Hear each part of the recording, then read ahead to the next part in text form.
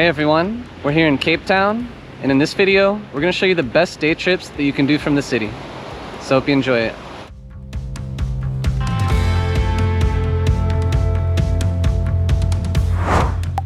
Cape Town is a city of such immense natural beauty and variety that it's easy to see why so many travelers choose to spend their entire South Africa holiday here. From the towering Table Mountain to the vibrant V&A Waterfront, this city offers tons of experiences in a single destination. However, the true magic of the Western Cape often lies just beyond the city's outskirts. In this video, we've put together our favorite day trips to help you explore the rugged coastlines and lush valleys that surround the city. We'll be including the total driving distances and times for each curated route, as well as strategic suggestions for each one, so that you can make the most out of your days. Now let's dive in. We are Zach and Ina. We make helpful videos about destinations around the world so you can easily plan your own adventures.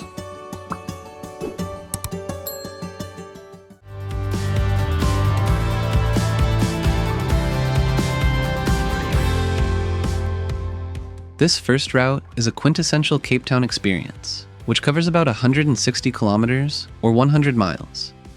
It has a total driving time of about 3.5 to 4 hours, not including any of the stops. So it's an action-packed journey that will take a full day. Start your journey towards Simonstown by circling past the Silver Mine Nature Reserve. Take some time to stretch your legs at the stunning viewpoint over the lush Constancia wineries right off the road. After driving a little further over the hills, you'll reach your first major stop, Boulders Beach. Most visitors stick to the main boardwalk to see the largest group of African penguins. But if you arrive during low to mid-tide, you should also access the beach area next to it. It's possible to hop across the rocks to Middle Beach, where you can get much closer to the penguins and even take a dip alongside them. Just make sure to keep your distance and never touch or feed them.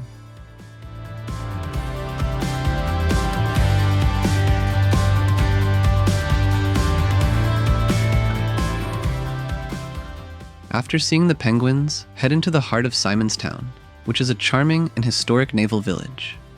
This is a great spot to grab some lunch. Continue to Cape Point Nature Reserve in the afternoon, where you can find wildlife and beautiful coastal scenery. The easiest and most popular hike is to the Old Lighthouse, which boasts some nice panoramas from the top. But we personally prefer the Cape Peninsula wooden walkway to the Cape of Good Hope for its dramatic coastal views.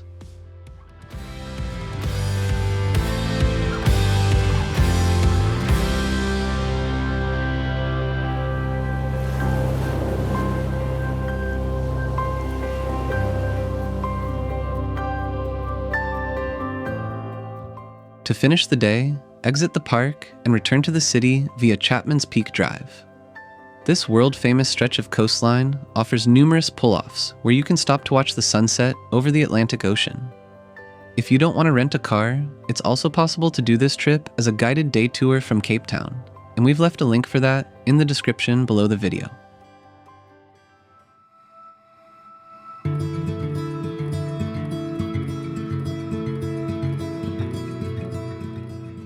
After driving the long and straight N2 highway, the journey to Betty's Bay takes you past one of the most spectacular coastal stretches in the world, winding along False Bay with breathtaking viewpoints once you pass Gordon's Bay. A highlight of this area is the Stellenbosch Nature Reserve, where we loved hiking the Klipspringer Trail.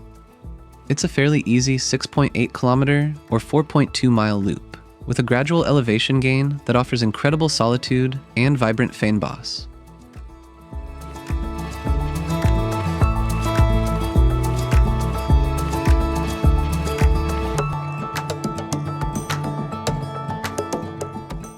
Continuing down the road, you'll pass some more beautiful viewpoints before reaching Betty's Bay. This town is most famous for the Stony Point Nature Reserve, which hosts another breeding colony of African penguins. But it serves as a much quieter and less crowded alternative to Boulders Beach.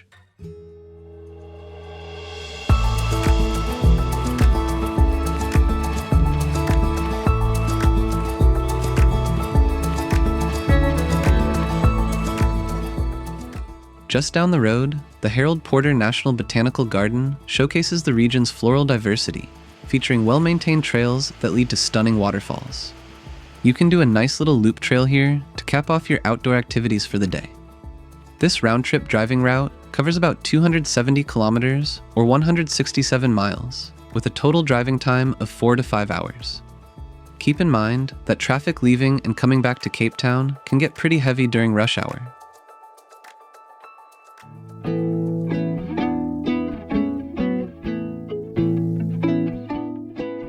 For a day trip to the Cape Winelands, expect a quick 1-hour drive from Cape Town. We usually like to start our day with a scenic hike in the mountains surrounding Stellenbosch. Jonkershoek Nature Reserve has the most dramatic scenery in the area, with many trails to choose from. It's crucial to arrive at the entrance early, as the reserve limits entry to just 20 vehicles and requires hikers to start most trails before 10 a.m.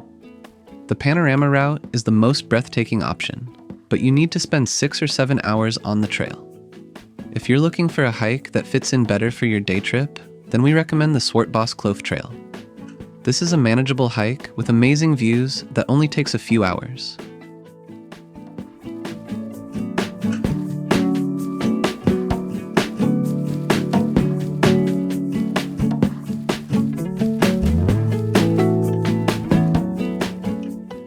Afterward, head to the nearby wineries. One of our favorites is Boschendal, which is perfect for a relaxing lunch picnic. Waterford Estate is another great one, offering a distinct Italian vibe.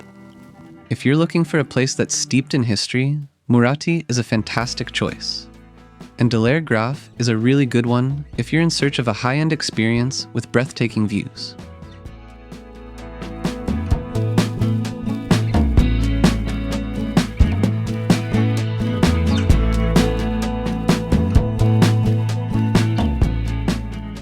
Make sure to also explore the downtown area of Stellenbosch. Its youthful university energy is infectious, and Church Street is a cozy central area that's lined with lots of boutiques and restaurants. It's the ideal place to end your day with a delicious dinner in a historic setting.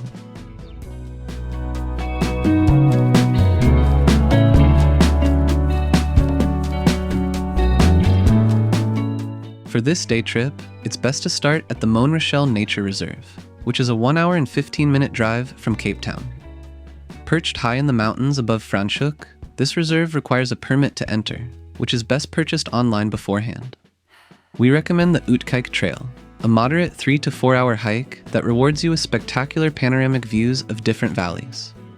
If you're not interested in hiking, simply driving to the Franschhoek Pass lookout point also offers stunning vistas of the wineries below.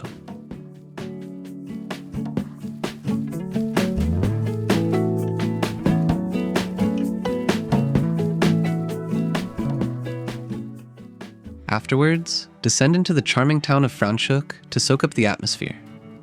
A popular way to explore the wineries is by the wine tram. This hop-on hop-off service takes you between various estates by way of vintage-style trams and open-air buses. We've enjoyed the blue and red lines, visiting gems like Eekhof, Passerine, and Rickety Bridge. The biggest advantage is indulging without worrying about driving. Just be sure to arrange an Uber or taxi for the return trip to Cape Town, or have a designated driver in your group.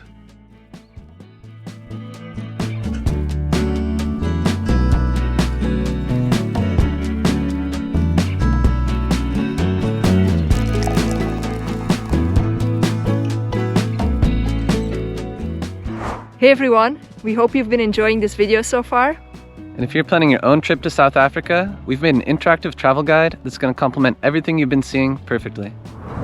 We poured our hearts, hours of research, and 6 months of travel into creating this interactive guide, and it's all available in an easy-to-use app. Think of it as your ultimate road trip companion right there on your phone. It's got everything. All the must-see spots, pre-designed itineraries to save you time, and all the essential links you'll need, making planning a breeze. You can grab it via the QR code or the link in the description below the video. Now let's get back to our countdown of the best Cape Town day trips.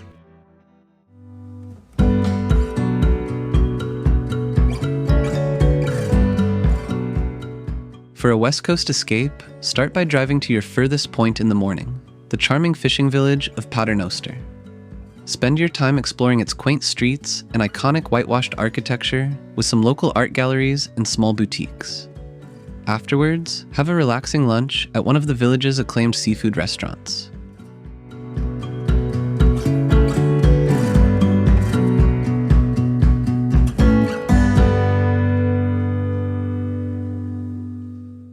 head toward Langebaan for your next stop, making sure to check out the Stompnoose Lookout for a breathtaking panoramic view over the lagoon. We also definitely recommend spending some time at Shark Bay Beach, where the shallow turquoise waters are notably warmer than in Cape Town. It's perfect for a relaxing swim or a high-energy kiteboarding session.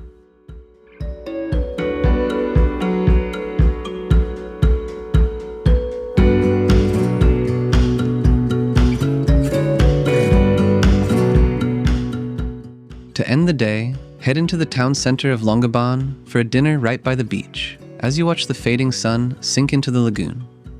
This excursion covers roughly 350 kilometers or 217 miles round trip, with a total driving time of about 4 to 5 hours. It's fairly quiet on these roads, with little traffic compared to some of the more bustling areas near Cape Town, so it offers a slower pace of life.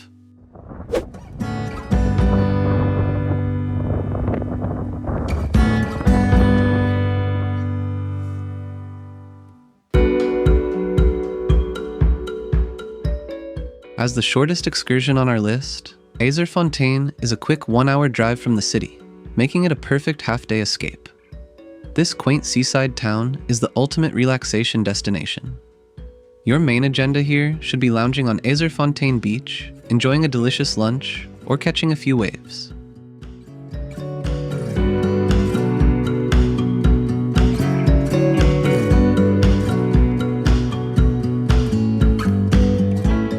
Before heading back, be sure to take in the rugged coastal views from the Schap Island hiking trail, which offers a beautiful perspective of the Atlantic. Just like Langebaan and Paternoster, this town can get very windy during the summer, so make sure to check the weather forecast before you head out.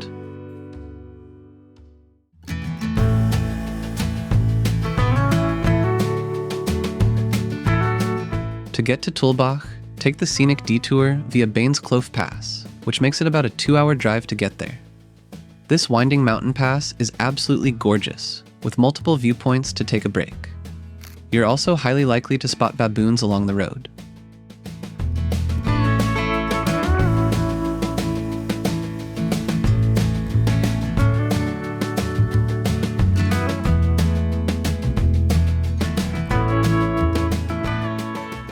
Upon arriving in Tulbagh, take some time to explore Church Street, which boasts the largest concentration of provincial heritage sites in the country. You'll find some beautiful Cape Dutch architecture here, and there's also some great places to grab lunch in this area. Being nestled in a unique mountain-rimmed bowl, Tulbagh Valley is also home to acclaimed wineries such as Sarensburg and Twee Jonge Gazelle. We loved renting bicycles to pedal between various estates at a relaxed pace, and definitely felt like this valley was a quieter alternative compared to the wine regions that are closer to Cape Town. While we stayed the night in town, it's definitely possible as a day trip. You'll just need to make sure you have a designated driver.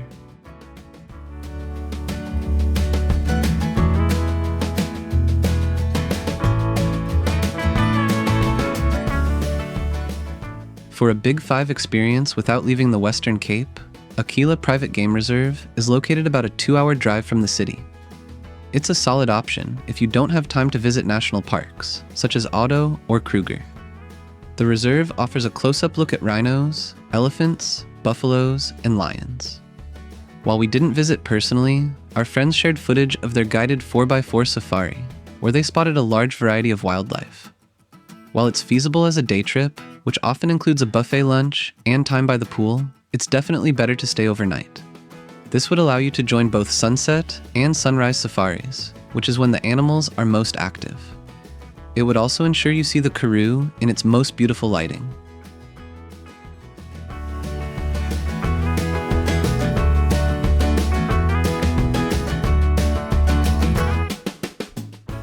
While Cape Town is an incredible base, there's a few destinations we didn't add to this day trip list because we believe they truly require at least an overnight stay to appreciate. The Tonquois Karoo is a 3 to 4 hour drive into a lunar landscape, where the main attraction is the profound silence and world-class stargazing. The Cedarburg Wilderness area offers ancient rock formations and San rock art, but the rugged terrain and long hikes demand more than just one day. For coastal options, Hermanus is a bit further than Betty's Bay, and has a combination of whale watching, the nearby Hemel and Arda wine valley, and a slower weekend vibe, which is best enjoyed at a slower pace. Finally, if you want to visit the most southern point in all of Africa, then check out Cape Agulhas. It's an interesting spot where the Indian and Atlantic Oceans meet. The nearby town of Struisbaai also has really great local fish and chips. Just keep in mind that it takes over 3 hours one way to reach this area. If you're traveling to South Africa and want to have the best experience, check out our comprehensive travel guide. After spending 6 months exploring the country across 3 different epic journeys, we've distilled every insider tip and breathtaking location into one interactive map. The guide offers curated itineraries and clickable markers featuring activity details, accommodation stats, and local viewpoints. To access it, simply scan the QR code on the screen or click the link in the description below the video. We'll catch you on the next adventure.